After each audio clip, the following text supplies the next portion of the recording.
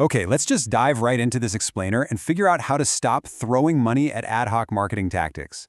If you've ever felt like you're just endlessly pushing pennies into the Google Ads machine hoping for a miracle, believe me, you are definitely not alone. So let's take a look at what successful digital businesses are actually doing to scale reliably. Picture this. Imagine trying to support a really heavy, growing business on a table that's missing a leg or two. It's going to crash, or at the very least, spill your coffee everywhere. Most startups kind of shoot themselves in the foot by focusing entirely on buying traffic before they've even built a table strong enough to support it. So how do we fix that instability?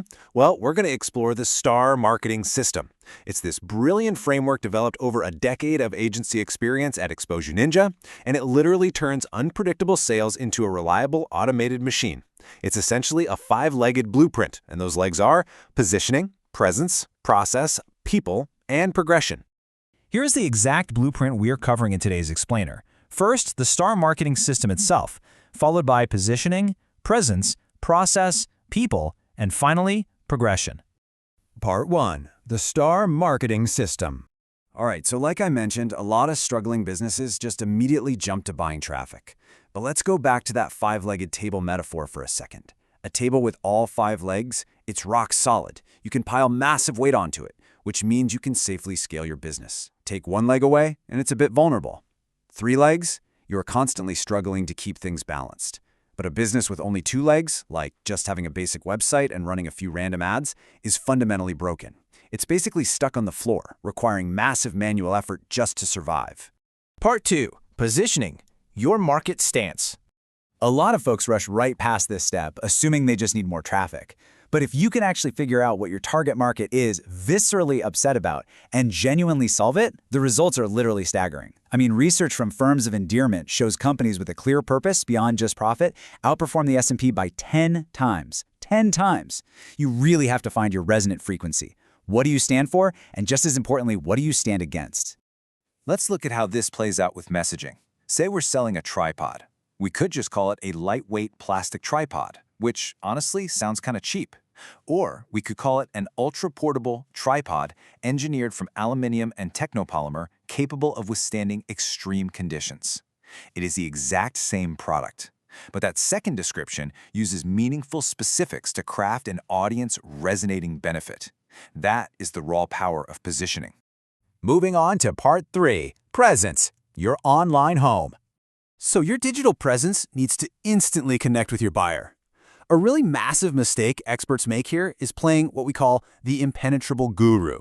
They stuff their website with super technical jargon just to prove how smart they are. But hey, your buyers aren't the experts. That's exactly why they're hiring you. Your copy needs to be conversational. Just imagine sitting across from a prospect at a pub and talking to them in plain English. That is what actually converts. Oh, and we absolutely can't forget about convenience. According to Google data, if your website takes more than 3 seconds to load, 50% of your visitors are going to bounce. Half of them, gone, before they even read a single word of your perfectly crafted plain English copy. Speed is just a fundamental hurdle you must remove. Part 4, Process, the conversion machine.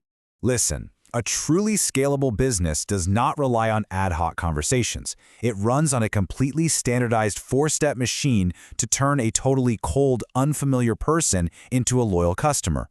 It moves them from awareness, where they're just figuring out their problem, to consideration, where they're weighing solutions, down to action, where they actually buy, and finally, retention.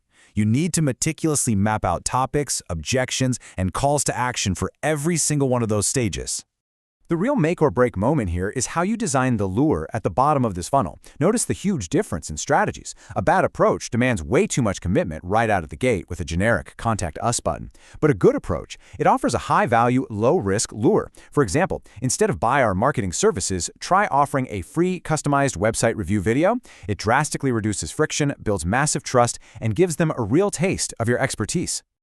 All right, Part 5, People, Targeted Traffic. So many people think throwing money at Google Ads is some kind of magic bullet. It's not. Buying ads without having those first 3 Ps nailed down is like entering a motor race with a ridiculously fast car, but absolutely no driver and 0 pit crew.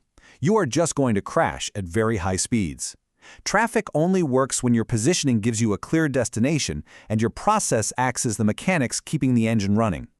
Once your system is actually ready to handle traffic, you have to look at where the attention is going.